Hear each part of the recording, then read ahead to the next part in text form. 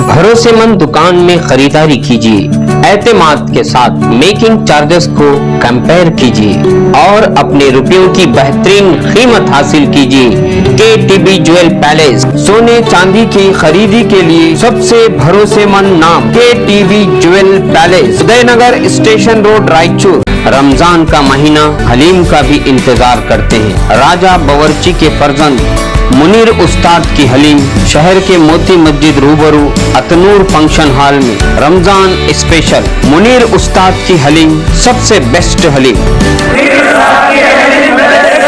जैसा कि हम और आप की तरह जानते हैं कि हमारे सूबे कर्नाटक इलेक्शन डिक्लेयर हो, लेकिन ठीक उससे 2 दिन पहले कर्नाटका गवर्नमेंट के चीफ मिनिस्टर बसवराज बोम्मई साहब जो ओबीसी कोटे में माइनॉरिटीज के लिए 2B का जो 4% रिजर्वेशन था उसको खत्म कर दिया। जैसा कि हम और आप की तरह से इस बात को जान, और इसका आधार ये दिया गया कि इसको धर्म के नाम पे इस रिजर्वेशन को दिया गया था, इसलिए हमने इसको खत्म। ये सरासर गलत बात, क्योंकि ये जो 4% रिजर्वेशन दिया गया था ये बैकवर्ड और पसमानदगी की बुनियाद पे दिया गया था, माइनॉरिटी या फिर मजहब की बुनियाद पे नहीं दिया गया, क्योंकि उसके देने वाले सबसे पहले इसका जो मामला चला है 1918 में मैसूर के महाराजा कृष्ण राज साहब ने इसको सबसे पहले एक मिलर कमीशन कायम की। उसके बाद देश भर में रंगनाथ मिश्रा कमीशन रिपोर्ट है, सच्चर कमीशन रिपोर्ट है, इसी तरह कुंडू कमीशन रिपोर्ट, ऐसे कई कमीशंस जो बनाए गए सुप्रीम कोर्ट के जरिए। उनका मकसद यही था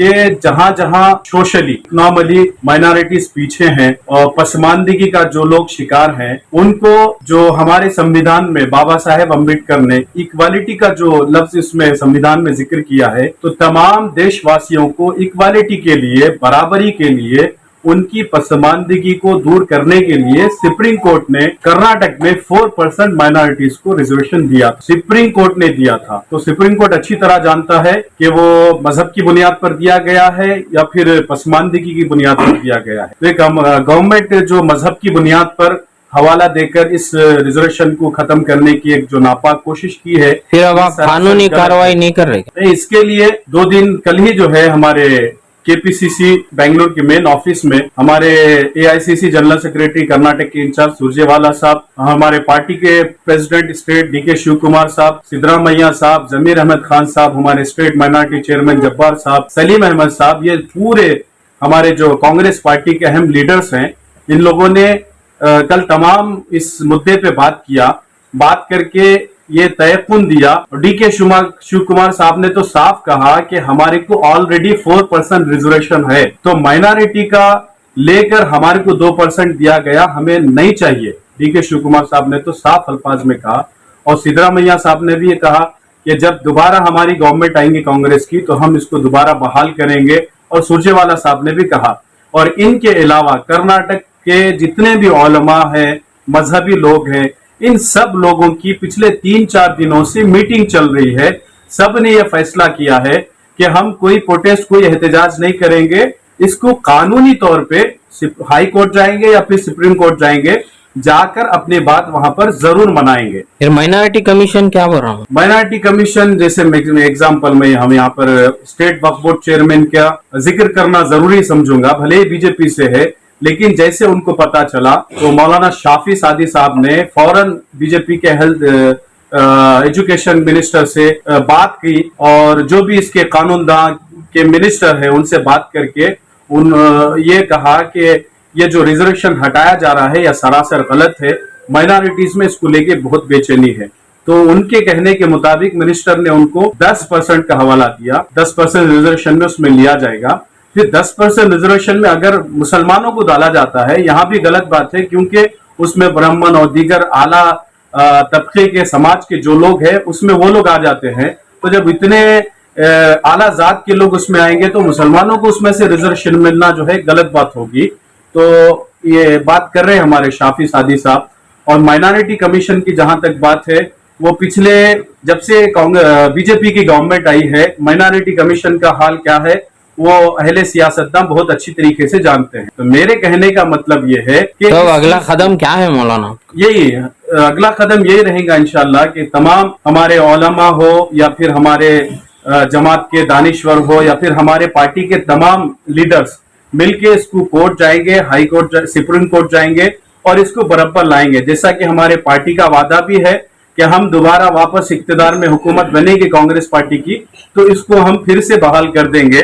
तो इसके लिए ये सरासर गलत बात है। हम यहाँ सब लोग यानी कानूनन बहाल करेंगे, कानूनन बहाल करेंगे, उसको कानूनी जो भी कार्रवाई होगी वो बराबर करने का तमाम लीडर्स ने वादा किया है। हम यहाँ पर हमारे पार्टी के सीनियर लीडर्स बैठे हैं, काउंसलर्स बैठे हैं, सब लोगों की मौजूदगी में हम बिलखुसूस यानी कांग्रेस पार्टी कोई इसके बारे में प्रोटेस्ट नहीं करेगी। ये जो गलत प्रोपेगेंडा किया जा रहा है कि यहाँ पर माइनॉरिटी के लोग या फिर कांग्रेस पार्टी के लोग इसमें बढ़ चढ़कर हिस्सा नहीं ले रहे हैं, ये यानी कांग्रेस पार्टी कोई प्रोटेस्ट नहीं करेगी। हाँ नहीं, यही तो मैं बता रहा हूँ आपको। जो गलत प्रोपेगेंडा रायचूर में करने की कोशिश की जा रही है, ये इनके पीछे दूसरों का हाथ है। ये कोशिश करने वाले अलग लोग हैं और इनको कोशिश कराने वाले अलग लोग हैं। तो मैं साफ तौर पे कह रहा हूं कि पार्टी के लीडर्स नहीं, हमारी जमात के उलमा इकराम ने मना किया है कि भाई कोई प्रोटेस्ट मत करो, कोई जुलूस मत निकालो। ये जरा सा भी 19-20 हो गया तो हमारे लिए थोड़ा सा दिक्कतें पैदा हो सकती। उसके लिए हम कानूनी जो भी कार्रवाई होगी उसको हम बराबर कोर्ट में चैलेंज करेंगे, कोर्ट में उसको ये करेंगे। लिंगायत कम्युनिटी को 15% दीजिए, आप वक्काली को 10% दीजिए, लेकिन हमारा जो हक था वो हमारे से मत छीनिए। इतना हमारे कहने का जो है मतलब है। ये जो डबल इंजन सरकार बोलते हैं, सेंट्रल गवर्नमेंट और स्टेट गवर्नमेंट, ये जो रिजर्वेशन के बारे में 3-4 दिन से जो अड़चन मचा हुआ है, इसके बारे में मैं आपको बोलना चाह रहा हूँ। ये सरासर गलत है, क्योंकि ये रिजर्वेशन क्या रहता है, कोटा रहता। पहले हम सुन रहे थे, पहले मुसलमानों को रिजर्वेशन काट देते, बाद में से हमारे एससी लोगों को पीछे बढ़ते बोलकर हम सुन रहे थे। कहाँ ये आगे जाकर हमारे एससी वाले को भी यही हालत पे छोड़ते बोलकर हम थोड़ा बहुत होशियार होना पड़ता। क्योंकि ये अमित शाह साहब परसों रायचूर को आकर हमारे सीएम साहब को शाबाशगिरी दी है रिजर्वेशन कार्यक्रम से। ये सरासर गलत है। ये क्यों बोले तो किसी का हक छीनना किसी के हाथ में नहीं रहता।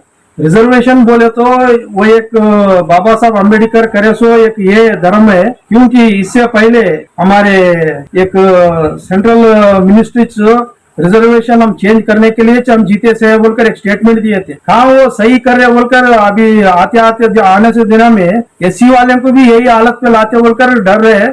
उसके बाद से अभी होशियार होकर या ऐसे सरकार निकाल कर फेंकना बोलकर हम आपसे दरखास्त करते हैं। रिजर्वेशन बोलने का एक सिस्टम से बनता है। अभी ने हमारे साहब बताए, बाबा साहेब अम्बेडकर साहब ने जो आर्टिकल लिखा है, उस आर्टिकल के ऊपर कोर्ट के जरिए ये सब कुछ हर आदमी को ये मिलना चाहिए था, मिल गया था। इसको इतना ये लोग कितना आसानी से हटाए बोल के लोग बोलते फिर रहे। इनको सही भी बोलना बोले तो इनको शर्म आना चाहिए। इसके बाद मैं ये बोलना चाहता हूँ, जो मेरे बहने बताए, इसको हम रोड पे जाके हंगामा मचाया नहीं हुआ, जैसा कानून के जरिए हम इसको हम हासिल करने के लिए कोशिश करेंगे बोल के जो बताए, हम दिल खोल कर बोलते। हमारे मुस्लिम भाई लोगों के साथ हम भी उनके साथ मिलकर इस 4% रिजर्वेशन के वास्ते मेहनत करेंगे और कानून के मुताबिक इसको लेने को हासिल करेंगे बोल के मैं मीडिया के मुताबिक मैं ये गांव के लोगों को ये बात बोलना चाहता हूँ। सभी जान रिजर्वेशन काटने के बाद भाई मौलाना बात को सीना थान कर और सीएम को शाबाशगिरी देते हुए हमने मुसलमानों का रिजर्वेशन धर्म के आधार दिया गया था। बहुत रिजर्वेशन काटने से उनका स्टेट गवर्नमेंट बीजेपी जो गवर्नमेंट यहाँ ज्यादा करप्टेड गवर्नमेंट, उनकी गवर्नमेंट यहाँ जाने वाली है, उनको करने के लिए कुछ काम नहीं है। जो कलीगा हो लिंगायत को जो 2% दिए है, वो लोग उनको पूछे नहीं रिजर्वेशन। मुसलमान का कार्ड कर दे, उनका कार्ड, उनकी हक की लड़ाई वो लोग लड़ रहे थे। लेकिन हमारा रिजर्वेशन काट कर जो कम्युनिटी के अंदर झगड़ा लगाने का, एक समाज को तोड़ने का काम जो लोग करे हैं वो बहुत बड़ा गलत। इसीलिए पीपीसी लड़ी साहब जो हमारा लीगल सेल है, मौलाना उलेमा सब लोग मिलकर कानूनी तौर पर लड़ेंगे। बीजेपी गवर्नमेंट बार लोग खाड़ और इस रिजर्वेशन को ऑलरेडी हमारे बोला है गवर्नमेंट हमारा, जैसे ही कांग्रेस गवर्नमेंट आने वाली है बहुत जल्द, वो गवर्नमेंट आते ही माइनॉरिटी की रिजर्वेशन को फिर वापस लाएंगे और कानूनी से प्रदेश माइनॉरिटी डिपार्टमेंट की तरफ से जमा में जैसे डायरेक्शन था कि तमाम लोगों इसके बारे में मीटिंग करो बोल के ऊपर से होता। एहतजाज तो नहीं किए हैं, तमाम हमारे उलमा लोग सब मिलकर केपीसीसी से कोर्ट को जा रहे हैं। तो हम दोनों लोग मिलकर कोर्ट में जब कोर्ट को जाएंगे, जब कोर्ट में इसका फैसला चलेगा, हमको कोर्ट से उम्मीद है 100% हमारे हक में फैसला होगा। तो 4% निकाला गया, इंशाल्लाह वो दोबारा हमको वापस मिलेंगे। अब मैं आपका चैनल से अपील करता हूँ, मैं ये हमारा रिजर्वेशन फिर वापस आना बोले तो पूरा माइनॉरिटी लोग एक तमाम लोग इलेक्शन में ये बीजेपी वालों को सबक सिखाना है। यही हिसाब से आप लोग को मैं रिजर्वेशन के बारे में क्या भी बोलने का जरूरत नहीं, किसी को वोट से जवाब देंगे हम पूरे, इतना बोल के मैं आज जो हम सब लोग यहाँ जमा होके बैठे हैं, मेरे साथ हमारे स्टेट जनरल सेक्रेटरी और हमारे सब काउंसलर्स मिलके हमें एक मीटिंग करे हैं। जो कर्नाटक गवर्नमेंट जो 4% निकाली है, इसके बारे में जो हमारे कांग्रेस पार्टी की तरफ से जो DK शिवकुमार या सिद्धरामैया साहब होंगे या हमारे माइनॉरिटी लीडर जब्बार साहब होंगे, वो लोग जो बैठ के इलेक्शन के टाइम हम कहीं भी जुलूस वगैरह निकालना नहीं बोल के एक ये करें, क्योंकि हम इसको कानूनी लड़ाई करेंगे। अगर कुछ भी हम ये गड़बड़ी करते हैं तो ये लोग इसका गलत मतलब निकालते बोल के, तो इसके लिए हम भी रायचूर वाले सब लोग मिलके आज हम यहाँ बैठ के यही जो डायरेक्शन है हमारे KPCC से उसको फॉलो करते हुए हम लोग भी जो हाई कोर्ट होंगे या सुप्रीम कोर्ट होंगे जो 4% रिजर्वेशन के बारे में जो कानूनी लड़ाई लड़ेंगे, हम सब लोग भी इनके साथ देंगे। और साथ ही साथ जो आने वाले दिनों में जो इलेक्शन है बोल के उसको जहन में रखते हुए जो 4% जो खुश करने के लिए जो अपर कास्ट वालों को जो रिजर्वेशन दिया गया है, हम इसका कंडेम करते हैं और लोगों से अपील करते हैं कि आने वाले दिनों में हम सब मिलके इस पार्टी को सबक सिखाएं ताकि हमारा 4% रिजर्वेशन वापस आए। जैसा कि कांग्रेस पार्टी कहती है अगर हम गवर्नमेंट में आएंगे तो इसको बहाल करेंगे। इसके लिए मैं सब लोगों से अपील करता हूं कि हम सब लोग मिलके इस गवर्नमेंट को उखाड़ के फेंक के हम अपना हक लें। शुक्रिया।